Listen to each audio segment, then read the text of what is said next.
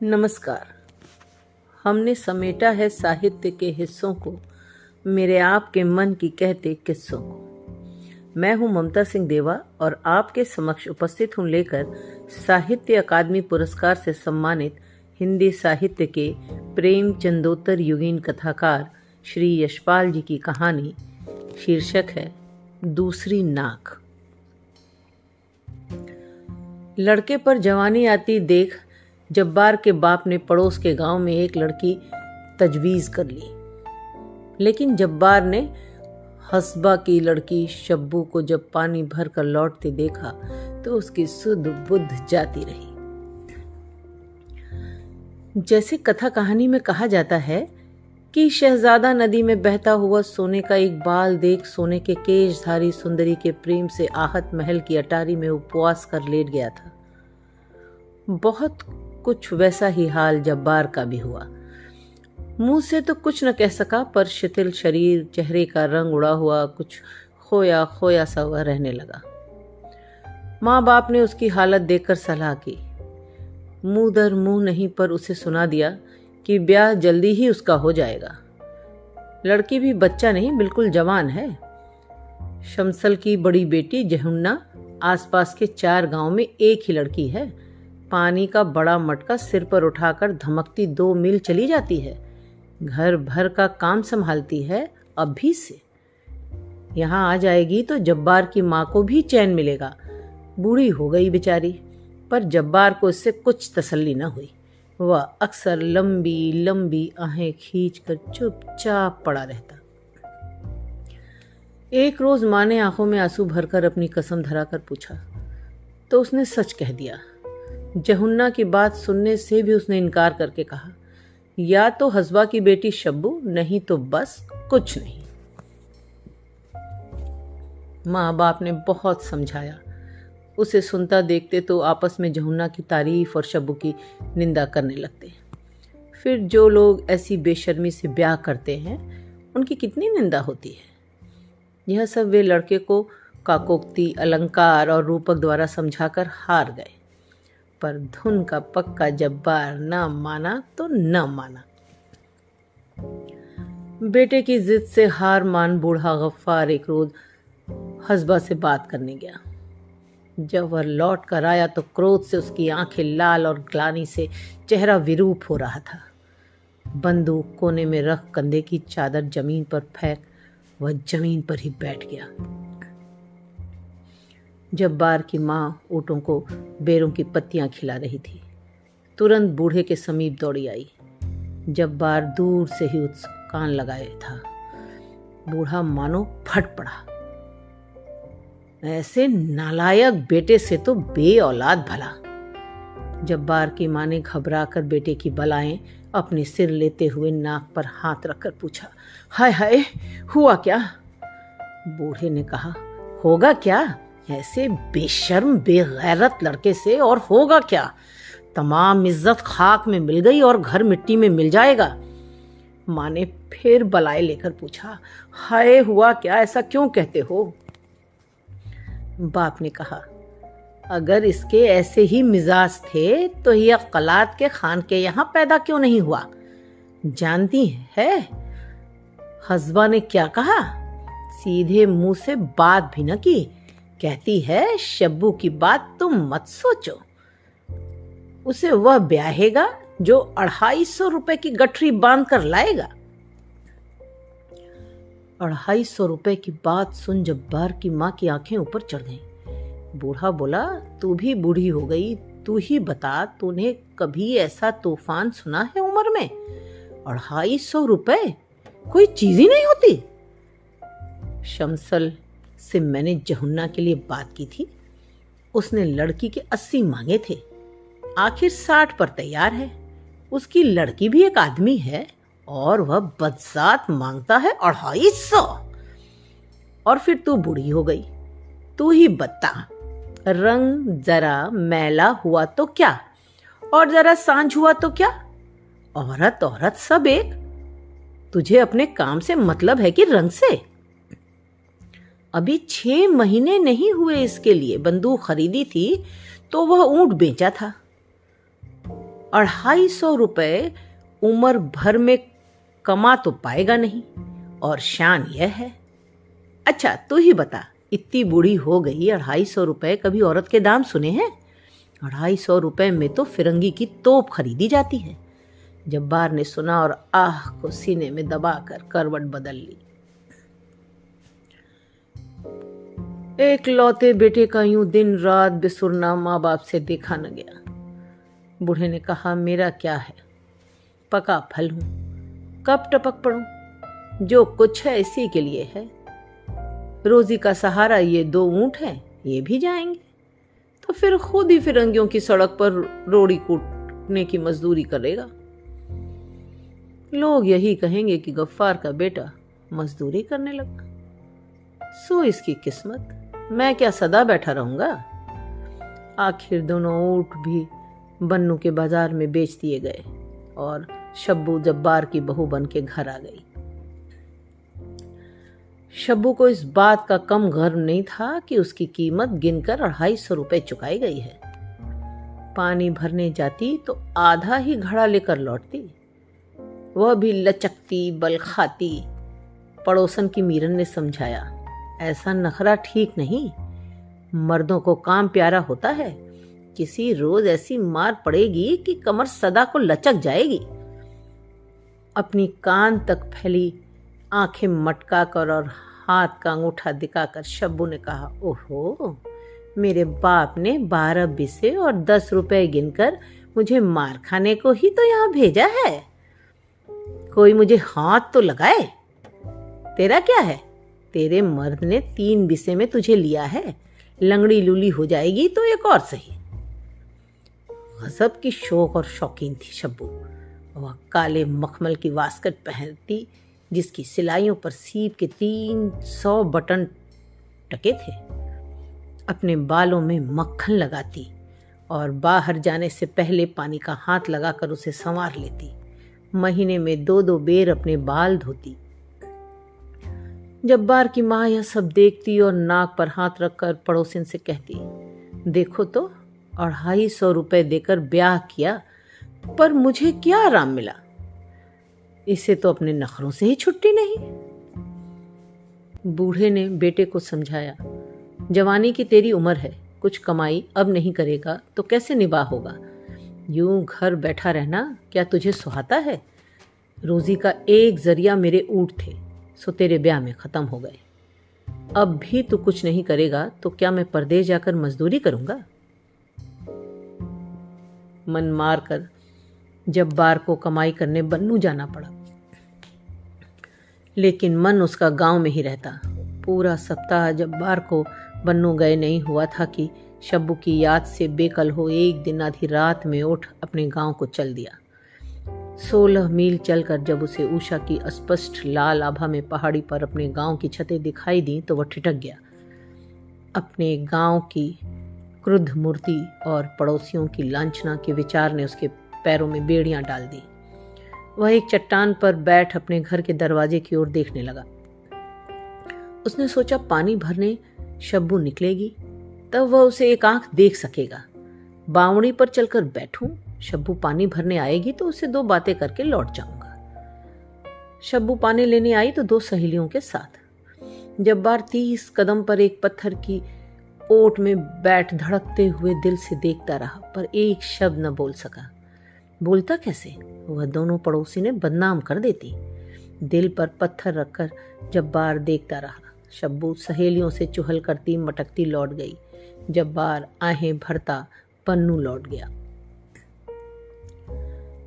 जब्बार के विरह की आग में ईर्ष्या का घी पड़ गया। उसने सोचा, देखो मैं यहाँ परदेश में अकेला मर रहा हूं और वह मौज करती है, उसे मेरा जरा भी गम नहीं। औरत की जात में वफा नहीं होती। 8-10 दिन बाद यह फिर रातों रात सफर कर शब्बू को एक पलक देख सकने और एक चुंबन पा सकने की आशा में गांव की बावली पर आ बैठा, परंतु वह अकेली नहीं आई। पड़ोस की 3 सहेलियों के साथ अटखेलियां करती आई। जब्बार उनकी बातों को कान लगाकर सुन रहा था। मीरन ने शब्बू की ठोड़ी छूकर कहा, हाय तेरा ये नखरा, गांव के छैले तुझ पर जान दे रहे हैं, कसम तेरे सर की। शब्बू के चेहरे पर गर्व से सुरूर छा गया। वे पानी लेकर लौट गई। जब्बार की छाती पर मानो 100 मन का पत्थर आ गिरा, पर वह बेबस था। अब उसके मन में संदेह का अंकुर और जमा। संदेह मनुष्य के हृदय में आकाश पेल की तरह बढ़ता है।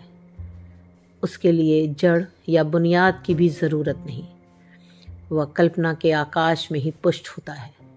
संदेह को निश्चय का रूप लेते भी देर नहीं लगती। गांव में ऐसे कई लौंडे लुगाड़े थे जिन्हें फितूर के अलावा कुछ काम न था।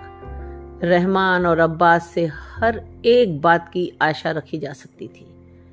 और फिर यदि कुछ दाल में काला नहीं है तो मीरन ऐसी चर्चा क्यों कर रही थी? और शब्बू की यह चटक मटक किसके लिए है? देखो, उसे मेरा जरा भी गम नहीं और मैं मरा जा रहा हूं। जब्बार लहू के घूंट पी पी कर रह जाता। उसने सोचा रुपया कमाने के लिए ही तो वह घर से दूर यहां पड़ा है। यूं 8 आने 10 आने रोज में रुपया नहीं कमाया जा सकता। घर लौटने की आग ने उसे बावला कर दिया। एक दिन मौका देखकर उसने एक हाथ मार ही दिया। किस्मत अच्छी थी, वह पकड़ा भी नहीं गया और 150 रुपया कमाकर 1.5 महीने में घर लौट आया।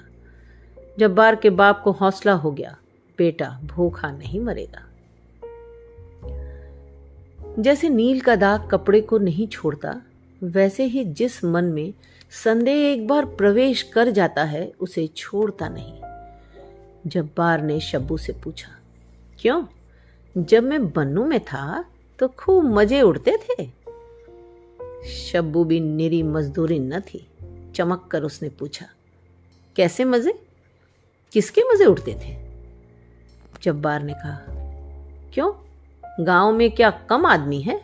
रहमान है, अब्बास है, खूब बनाव सिंगार से पानी लेने जाना होता था। क्यों?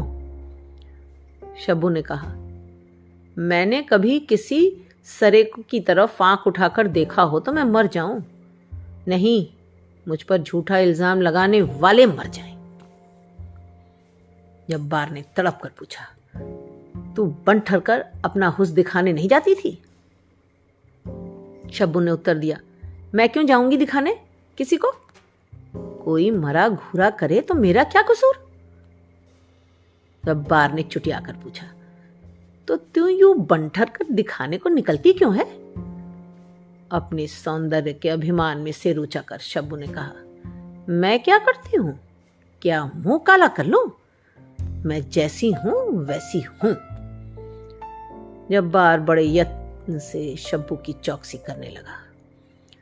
वह शब्बू से 100 कदम दूर पर भी आदमी देख पाता तो उसे यही संदेह होता कि वह उससे आंख लड़ा रहा है। कुछ दिन में उसका खाना पीना हराम हो गया। किसी मुसाफिर को गांव से गुजरते देखकर भी उसे यह शंका होती कि संभव है शब्बू के रूप की ख्याति सुनकर ही यह आदमी बहाने से इधर आया है। सारा गांव उसे शब्बू के पीछे पागल दिखाई पड़ने लगा।